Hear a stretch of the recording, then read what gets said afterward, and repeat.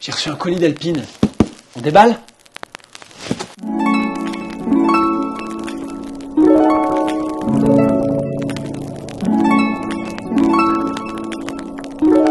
Salut tout le monde, Adou. Aujourd'hui je fais une petite vidéo courte pour vous parler des protos Alpine qu'on a reçus. Il y a une nouvelle gamme chez Alpine donc, qui s'appelle les Downwind, les DW. Il y a 3 ailes, donc une 980 que j'ai testé en wing, une 1370 et une 1680.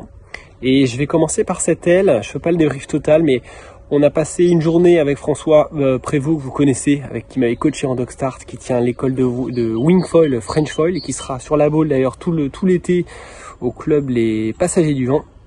Et on a testé ces nouvelles ailes en dog start, en wing foil, dans du vent ultra light, et on a testé aussi en subfoil.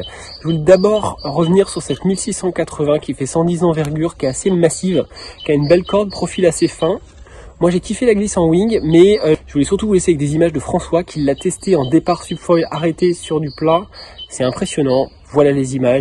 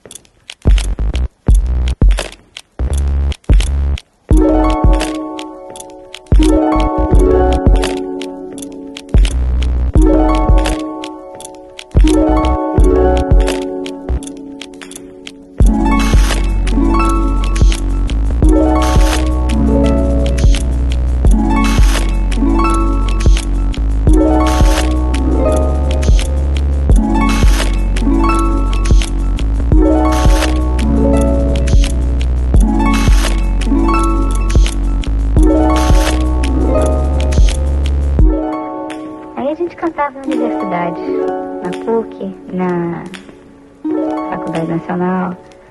Cantava para estudantes e cantava em reuniões. Todo mundo era muito chique, era muito elegante convidar a turma da Bossa Nova para cantar. Em todas aquelas reuniões de granfino, chamava a gente ficava tocando violão, porque a gente queria mostrar. Meu amor, eu posso apenas o que Deus me amor. Meu amor, meu amor, eu posso apenas o que Deus me amor. Meu amor,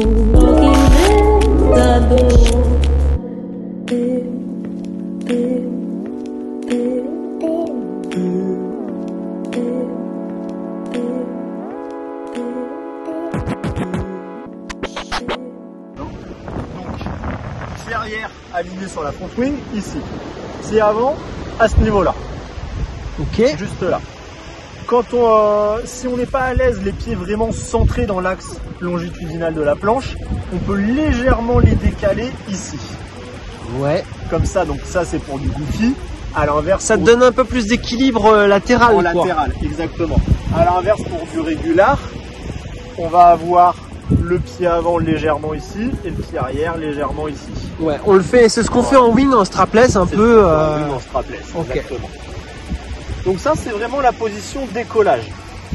Dès que je vais avoir pris ma vitesse et que mon foil commence à décoller, à se mettre en l'air, là je vais essayer d'alléger mon foil.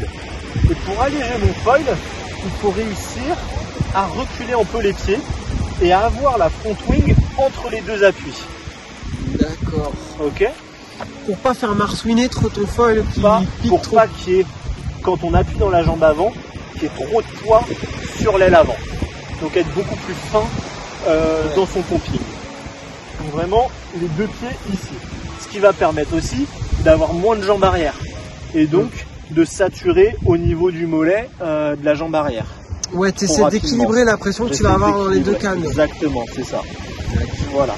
Et après, le mouvement de pagaie, lui, va vraiment être sur l'avant. Donc il faut réussir à fléchir, avancer les épaules et continuer à garder une pale qui travaille dans cette zone de la planche. D'accord. Si on recule trop, la pale vient taper le foil et là c'est la chute assurée et potentiellement la casse de la pagaie. Pour la petite histoire, François arrive à partir en downwind, donc à la rame dans du vent avec la Regatta 1100. Il a réussi sur du plat déjà à partir avec la Freeride Cruise 1450. Il arrive à partir avec la 1450, mais à comparo, il me dit qu'une fois en l'air, il est obligé de fournir un effort monstrueux par rapport à cette nouvelle 1680 pour tenir le vol. Comme vous pouvez voir sur les images, une fois qu'il est lancé, il va super vite. Il a eu plus de facilité à décoller avec cette aile que la 1450, plus d'envergure, plus de portance, et la vitesse qu'il avait était plutôt impressionnante. Ça reste une grosse aile, freeride très accessible, mais avec une glisse sympa. Moi, ce que j'ai ressenti en wing, c'est que c'est une aile qui glisse très tôt, mais qui est pas chiante pour autant. C'est-à-dire qu'on a des bonnes sensations de glisse. Je pense que GPS on n'allait pas très vite, bien que lui en subfoil était assez impressionnant en termes de speed. Donc on va avoir une grosse aile qui permet de naviguer en dessous des 10 nœuds. On a fait la wing en 6 mètres carrés. Franchement, il y avait entre 7 et 9-10 nœuds dans les claques, si je peux appeler ça des claques. Donc le bilan il était plutôt très positif. Je suis ressorti en wing avec la 980. Ça avance vraiment bien. Encore une fois, on avait des protos flat, pas de dièdre, pas de galve, rien. Donc une certaine instabilité sur le passage d'un rail à l'autre. Mais clairement, la glisse et le glide sont deux paramètres que j'ai plutôt bien validés. J'ai bien apprécié ce que j'ai sous les pieds. On franchit un cap par rapport aux Regatta qui étaient de très bonnes ailes en wingfoil, qui ont une bonne speed.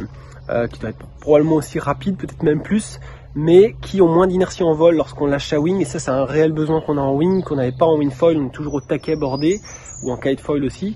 Là on a cette inertie en vol qui permet de surfer dans le clapot, dans la houle downwind, et c'est un peu ce qu'on attend aujourd'hui, ce que beaucoup de pratiquants, experts comme juste intermédiaires, attendent sur des foils de wingfoil. Donc c'est vraiment cool, on en reparlera. C'était juste un petit focus déjà sur cette aile, la plus grosse de la série, la DW 1680. A plus.